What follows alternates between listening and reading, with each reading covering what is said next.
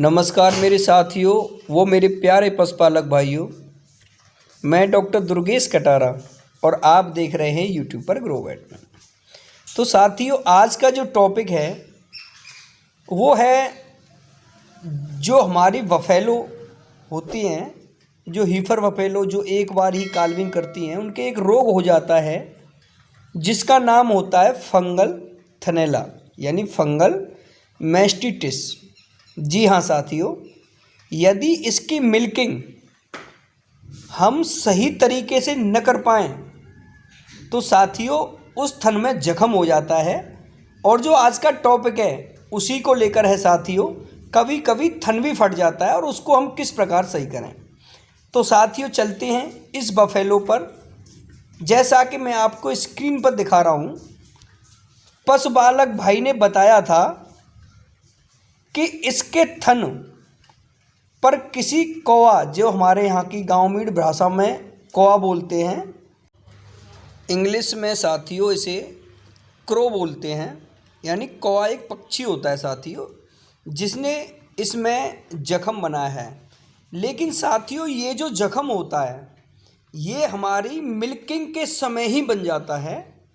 जब हम पशु की मिल्किंग करते हैं तो उसी समय हमारे हैंड के यानी हाथ के प्रेशर से, जब हम प्रेशर करके मिल्किंग करते हैं तो उससे सूजन वाले थन पर दबाव पड़ता है, जिससे मांसपेशी रैप्चर हो जाती है और फंगल थनैला में अंदर की मांसपेशी भी धीरे धीरे गलने लगती है।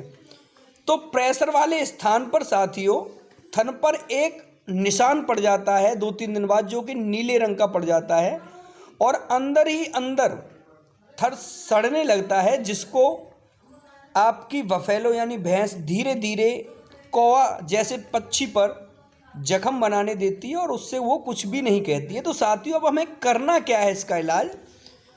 तो सबसे पहले साथियों हमें ये जो जख्म होता है इसे अच्छी तरह से रगड़ करके बढ़िया तरह से इसकी सफाई करनी चाहिए। और वो रगड़ना किस प्रकार है साथियों, जैसा कि स्क्रीन पर मैं आपको दिखा रहा हूँ कि मेरे हाथ में एक गॉज है और ये भी मैंने वेटाडिन लिक्विड में भिगो करके इस जख्म को अच्छी तरह से साफ कर रहा हूँ, ताकि जो जीवित मांस के टिश्यू होते हैं वो धीरे धीरे निकल आए और ये इस थन पर खून जैसा दिखाई देने लगे। इसके अंदर जितनी भी गली हुई सड़ी हुई मांसपेशी है वो धीरे धीरे करके पूरी तरह से साफ कर दी जाए। और इसके जो बीच में होल बना हुआ है, जो कि कौवा की चोंच से बना हुआ है साथियों, इसमें से पशुपालक का कहना है कि दूध भी निकलता है।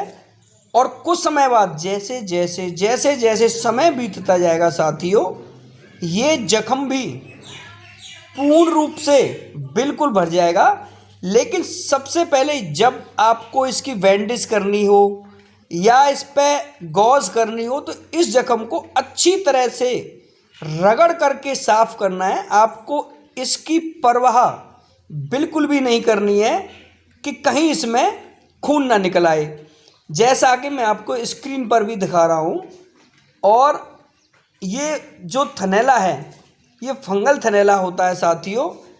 इसमें जो लक्षण आपको दिखते हैं, थन की जड़ में भी बहुत मोटी गांठ हो जाती है, जिसकी मिल्किंग करने में बहुत ज़्यादा परेशानी होती है साथियों। और हम गलती से थन के ऊपर बहुत ज़्यादा प्रेशर लगा देते हैं, जबकि जो दूध रुका हुआ होता है अडर के अंदर वो होता है थन की जड़ में।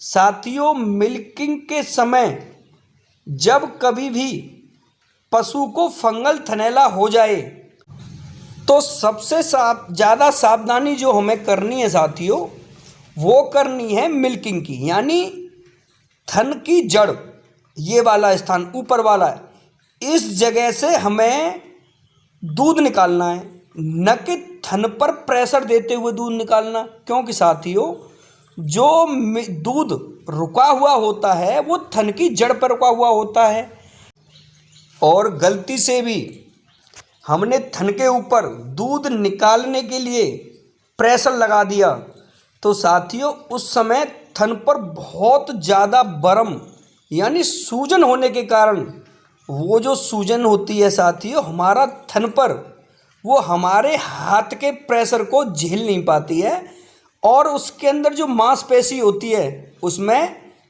कुचलन यानी रैप्चर हो जाती है साथियों, जिसके कारण पशु की जख्म बन जाता है थन के ऊपर।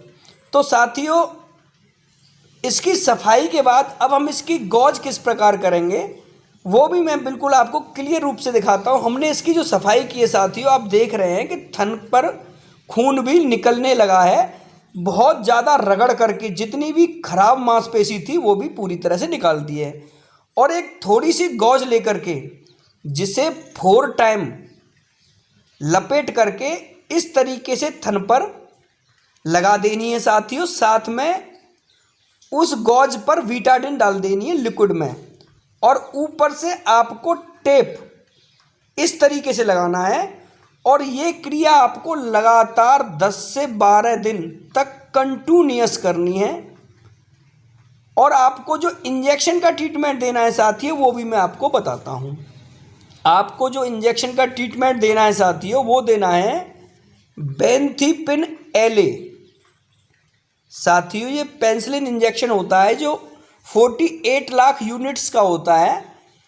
डिस्टिल वाटर में अच्छी तरह से घोल करके इसकी मांसपेशियों में इंट्रामस्कुलर लगाते हैं। दूसरा इंजेक्शन देना है साथियों 15 ml CPM। तीसरा इंजेक्शन देना है साथियों मेलॉक्सिकेम पैरासीटामोल 20 ml, वो भी देना है इंट्रामस्कुलर। इस तरीके से साथियों आपकी बफेलो का लगातार इंजेक्शन आपको 8 से 10 दिन तक कंटिन्यूअस लगाने हैं। और साथियों बैंडेज करते समय आपको बैंडेज में ही विटाडिन लोशन लेकर के अच्छी तरह से जख्म को रगड़ करके साफ करना है। फिर 4 टाइम बैंडेज को इकट्ठा कर करके थन पर टेपिंग करनी है। ये विधि आपको सुबह शाम मिल्किंग के बाद में यानी पशु का दूध निकालने के बाद में करनी है।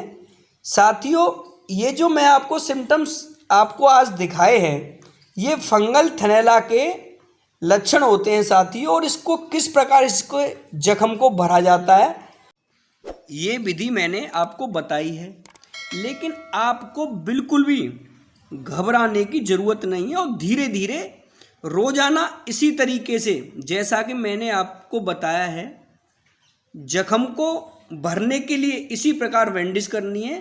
और आप देखेंगे साथियों अभी बीच में से जिस पॉइंट से दूध निकल रहा है वो साथियों धीरे धीरे बिल्कुल भर जाएगा और नीचे से दूध निकलने लगेगा।